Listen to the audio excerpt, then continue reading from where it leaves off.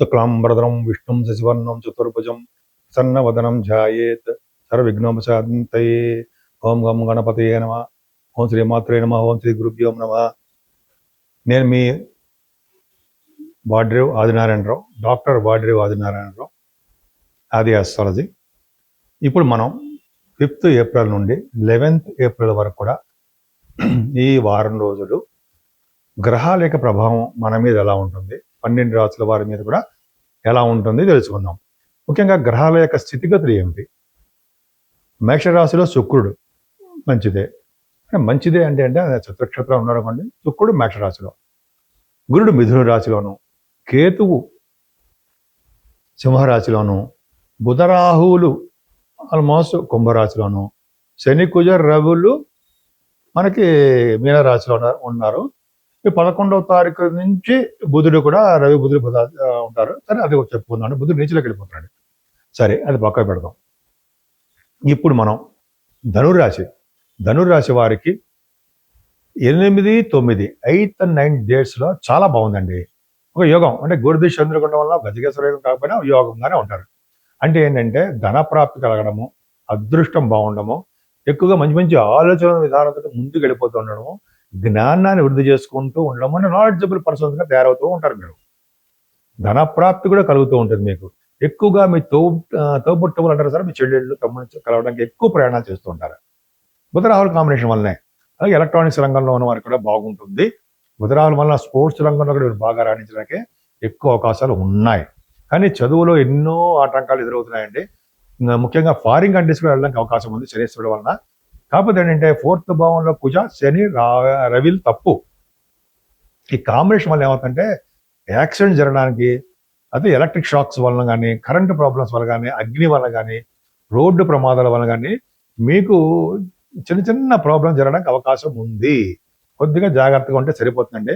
ముఖ్యంగా 4th భావంలో అంతా ఉంటే తల్లిగారికి అసలు బాగుండదు. తల్లిగారికి చిన్న చిన్న ఆపరేషన్స్ ఏదో చేయించడానికి అవకాశాలు ఉంటాయి. అది అందరికీ కాదండి, కొంతమందికి మాత్రమే.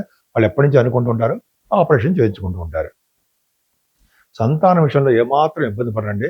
పుత్రికా సంతానం మీకు కలగడానికే ఎక్కువ అవకాశాలు మాత్రం ఉన్నాయి. అలాగే స్టాక్ మార్కెట్లో కూడా మీకు బాగా రాణిస్తారు. కళారంగంలో మీకు అవకాశాలు వస్తాయండి. కళారంగం అంటే సంగీతం కానీ, సాహిత్యం కానీ, యాక్టింగ్ కానీ మొత్తం అన్నీ వస్తాయి కదా. కళారంగం అంటే దాంట్లో బాగా డబ్బు సంపాదించుకుంటారు.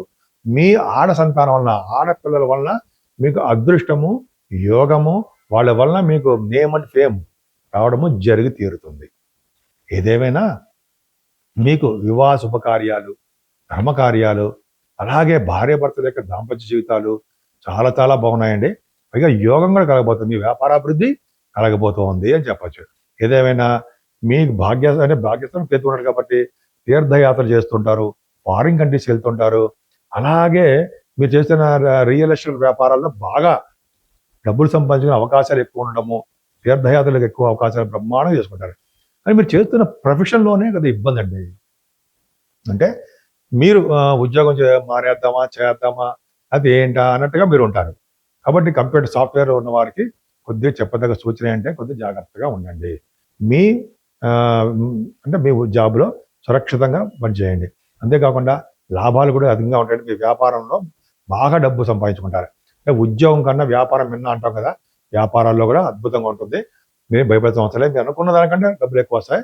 అలాగే 12 అంటే 6, 7 తారీఖులో 12 భావంలో చంద్రుడున్నాడు కాబట్టి 8th అవసరానికి 12th అవ్వచ్చు అన్నాడు కాబట్టి బహుశా మీరు ప్రయాణం చేయడానికి, విదేశ పర్యటన చేయడానికి, సన్మానం చేయడానికి కూడా ఎక్కువ అవకాశాలు ఉన్నాయి. నేను వాడ్రేవ్ ఆదినారాయణరావు, డాక్టర్ వాడ్రేవ్ ఆదినారాయణరావు అండి. నేను ఆది ఆస్ట్రాలజీ మాట్లాడుతున్నాను. యూట్యూబ్లో అవన్నీ చేసేదే. ముఖ్యంగా నాకు 36 years ఆఫ్ ఎక్స్పీరియన్స్ కూడా ఉంది ఈ ఆస్ట్రాలజీలో. ప్రొఫెషనల్గా కాస్ట్ అకౌంటెంట్, దాంట్లో 34 years ఉన్నాను. కాస్ట్ అకౌంటెంట్ అంటే గవర్నమెంట్ ఆర్గనైజేషన్లో సీనియర్ అకౌంట్స్ ఆఫీసర్గా సింగరేణి కాస్ట్లో చేశాను. సరే, అది పక్క పెడదాం. మీ జాతకాలు చూపించుకోవాలనుకుంటే మీ date of birth, time of birth, place of birth ఉండాలండి. కింద స్క్రోల్ అవుతుంది, ఆ నెంబర్కి మీరు ఫోన్ చేయండి. అంటే వాట్సాప్లో మెసేజ్ పెట్టండి. తప్పకుండా నేను పరిష్కార మార్గాలు కూడా సూచిస్తూ ఉంటాను. అంతే కదండి. మీకు వాస్తురీత్యా కూడా ఏమైనా డౌట్స్ ఉన్నా, తెలుసుకోవాలనుకున్నా మీరు నాకు మెసేజ్లు పెడుతూ ఉండండి. తప్పకుండా డౌట్స్ కూడా నేను క్లారిఫై చేసేస్తూ ఉంటాను. దాంట్లో కూడా ఎక్స్పీరియన్స్ ఉంది, అది లేకపోలేదు. వాస్తులో కూడా నేను చదివాను. మెయిన్ ఫోకస్ అంతా మనం దీని మీద ఆస్ట్రాలజీ మీద చేయడం, వాస్తులో కూడా ఉండడం జరిగింది. సో ఇది పక్క పెడదామండి. మనం 12 రాసుల వారు కూడా ముఖ్యంగా 3 గ్రహాలు ప్రభావం మన మీద చూపిస్తున్నాయి. శని, కుజ, రవులు. కొంతమందికి బాగుంటాయి, కొన్ని రాసుల వారికి బాగానే ఉన్నాయి. కానీ ఇవన్నీ కాలసర్ప దోషంలో బందీ అయిపోయి ఉన్నారు గ్రహాలన్నీ. అందుకని తీవ్రత ఎక్కువ పెరిగిపోతుంది. దానివల్ల ఏమవుతుంది, చెడు ఫలితాలు ఎక్కువ అయిపోతున్నాయి. యుద్ధాలు, రాష్ట్రాల మధ్యలో గొడవలు, రాజకీయ నాయకుల మధ్యలో గొడవలు, లేకపోతే మన ప్రజల మధ్యలో కూడా అవగాహన లేకపోవడాలు జరుగుతాయి. కేవలం రాహుకేతుల మధ్యలో ఉండిపోవడం వల్ల. దీనే సవ్యకాల సర్పదోషం అంటారు. రాహు దగ్గర నుంచి కేతు వరకు కూడా గ్రహాలన్నీ ఉండిపోవడం వల్ల సవ్యకాల సర్పదోషం. అందుకనే మనం రాహుకేతులకు పూజ చేయించుకోవడము, అంతేకాకుండా వీలుంటే కాళహస్తిలో రాహుకేతులు పూజ చేయించుకోవడం వల్ల ఈ రాహుకేతుల యొక్క ప్రభావం తగ్గుతుంది. అంతేకాదండి, శని, కుజ, రవులు. రవి నమస్కార ప్రియుడు అండి. సూర్య భగవానుడు నమస్కార ప్రియుడు. ఆయనకి దండం పెట్టడం వల్ల నమస్కార ప్రియుడు కాబట్టి ఆరోగ్య ప్రదాత, ఐశ్వర్య ప్రదాత కూడా సూర్య భగవానుడే. ఆయనకి దండం పెట్టుకోవడం వల్ల, ఆయనకి ఎర్ర పుష్పాలతో పూజ చేయడం వల్ల, అష్టోత్తరాలు చదవడం వల్ల, ఆదిత్య వ్రతం చదవడం వల్ల కూడా రవి వలన వచ్చే దోషాలు చాలా వరకు సంపూర్ణంగా తగ్గిపోతాయి. సంపూర్ణమైన ఆరోగ్యవంతులుగా ఉండడానికి అవకాశాలు ఈ 12 రాసుల వారికి ఎక్కువ ఉంటాయి. అంతేకాదండి, ఈ శనీశ్వరుడికి మనం తైలాభిషేకం చేయించుకోవడము, లేకపోతే దేవాలయాలు, శని సంగనాపూర్ అటువంటి ఊరు వెళ్ళడము, తిరునల్లారు అదొకటి. అలా మనం అంత దూరం వెళ్ళాం అనుకోండి, వెళ్ళే వారికి చెప్తున్నాను, వెళ్ళనే వారికి మనం శనీశ్వరుడు మన ఊళ్ళలోనే చక్కగా స్వామివారికి అభిషేకం చేయించుకొని నూనెతోటి, అలాగే వెంకటేశ్వర స్వామి వారి దర్శనం చేసుకుని ఆయన దగ్గర కూడా అఖండ దీపారం చేయడం వల్ల కూడా శని వల్ల వచ్చే దోషాలు పోతాయి. చాలాసార్లు చెప్తున్నానండి ఇది. ఆంజనేయ స్వామి వారిని ఎప్పుడు వదలకూడదు. అసలు రోజు నేను ఇదివరకు చేసేవాడినండి, ఆంజనేయ స్వామి వారికి రోజు 11 సార్లు హనుమాన్ చాలీసా కానీ, అదే రోజుకు 3 సార్లు హనుమాన్ చాలీసా కానీ చదివిన తర్వాత ఆంజనేయ స్వామి వారి తోకకి బొట్లు పెడుతూ ఉంటాం. నాకు అలవాటు. కొంతమంది క్రిటిసైజ్ చేసినా తప్పలేదు, మనకు ఏం చేయలేం. అంటే గంధం రాసి బొట్టు పెడుతూ ఉంటాం. 41 రోజు కూడా అది సంపూర్ణంగా అయ్యేంత వరకు కూడా ఆంజనేయ స్వామి వారి తోక వైపు ఇలా చేయడం వల్ల, కుంకుమ పెట్టడం వల్ల బలం మనకు చేకూరుతుంది, ధైర్యం వస్తుంది, ఆత్మవిశ్వాసం పెరుగుతుంది. అసలు భయం అనేది లేకుండా, అనారోగ్య సమస్యలు మన దగ్గర రాకుండా ఆంజనేయ స్వామి వారు మనకు కాపాడుతూ ఉంటారు. అంతేకాకుండా ఉద్యోగం లేని వారికి కానీ, పెళ్ళిళ్ళు కాని వారికి కానీ, అది ఏ ఫీల్డ్లో ఉన్న ఆ ప్రభావం ఏమైనా ఉంటే వాటి నుంచి మనల్ని రక్షగా కాపాడేవారు ఆంజనేయ స్వామి వారు ఒక్కరే.